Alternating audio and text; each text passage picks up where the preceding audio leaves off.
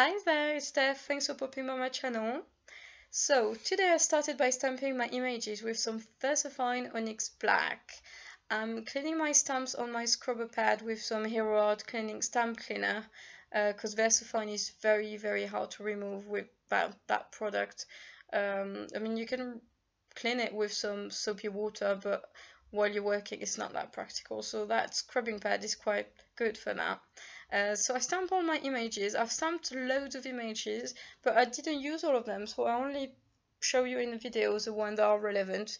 That's all the images I stamped, and once I was done, I dried them with my heat gun because the VersaFine ink is a pigment ink that stays wet for quite a while. Then I use my watercolor medium, which is these little pens. There's a lot of different colors. There's a little brush on it, so you can guess that it's watercolor pencils. And they are very good. It's very easy to work with. You just apply the color in that area that you want to be the shade, the darkest one, so the shading. And then with a wet brush, you just make this color wet and you just drag it along on your drawings. So it's really straightforward. You don't really need a palette or anything like that. You can scribble the color on your paper. If you need a little bit more depth in some area, a bit more darkness in some area. And I find it quite easy. I mean, it works well with these stamped images because they are quite large area, easy to color. I have tried with some more intricate design and I don't think it worked that well for me. But it might take a little bit more practice. It's so far that's the best result I've had with these colors. So I'm quite happy with it. I think practice makes perfect, so who knows, maybe in the next few months I have other projects to share with this medium. But so far I think it's quite practical, and I would think it's quite good if you're traveling, because you can take it in your bag and you don't need a lot of water or a lot of space to use it. So I've done my dinosaur, I'm now doing my trees. The trees took me quite a while because the space is a little bit smaller, so when you drag the color along, I'm not sure, I think I removed a bit too much of it. I just added a bit more afterwards for depth, so that's why it took a little bit longer. But it's still quite straightforward. You don't need a lot of water. You could probably use some of the watercolor brushes with the little water tank, like the Pentel watercolor brushes, which are quite good if you use the Clean Color Real brushes. That probably would work quite well with that. I haven't tried yet, so when I do, I'll let you know what I think about it. So it's quite easy. I don't think there's much difficulty to these crayons. Not so far, not with the simple images. And there's quite a large choice of colors as well. I think there's about maybe 25-30 different colors, so that's quite good. And I have no idea how much they cost because I didn't buy them, but I would think that they remained affordable. So that's something new to try if you haven't tried it yet. So then I move forward on my coloring, and I'm gonna do the last tiny dinosaurs. Oh no, sorry, I'm finishing the trees. When you look at it, it almost looks like this glossy accent, and it makes it very tempting to put glossy accent everywhere. But I haven't. I resisted the urge. I put a little bit of it, but not too much. So I finished the little tiny dinosaur. I tried to use earthy colors, so brownish, sienna type, sand color. Except for the trees and the background, obviously. But for the dinosaur, I'm imagining that what dinosaur looked like back then. I'm not sure if that's the case, but that's how it was in my head.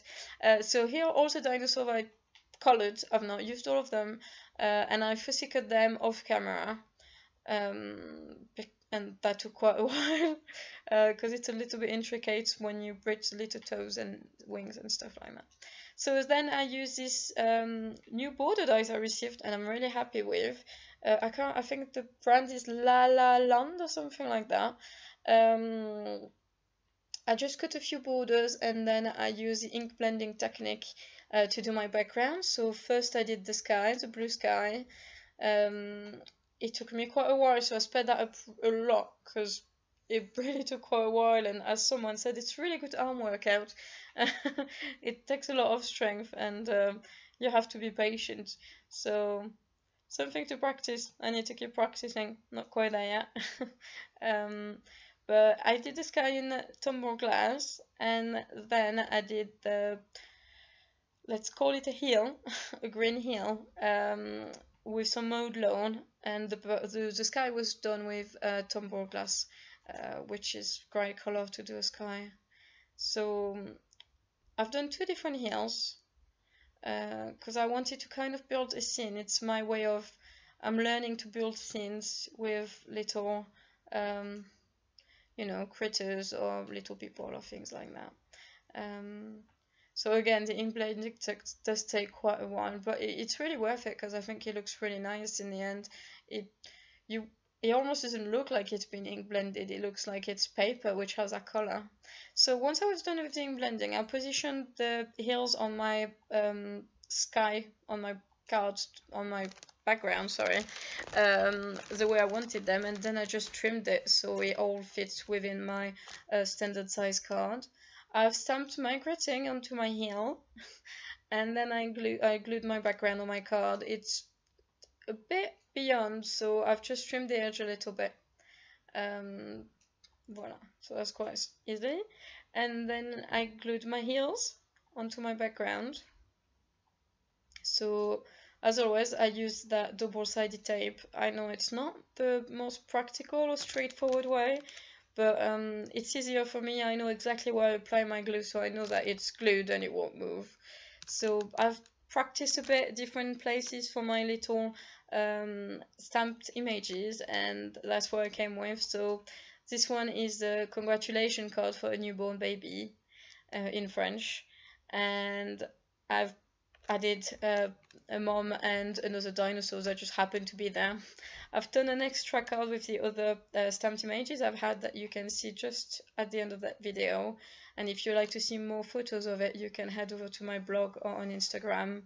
Thank you very much for watching. I hope you like this quite simple but interesting and new medium. That's mostly the fact of using that new medium that I thought was quite cool.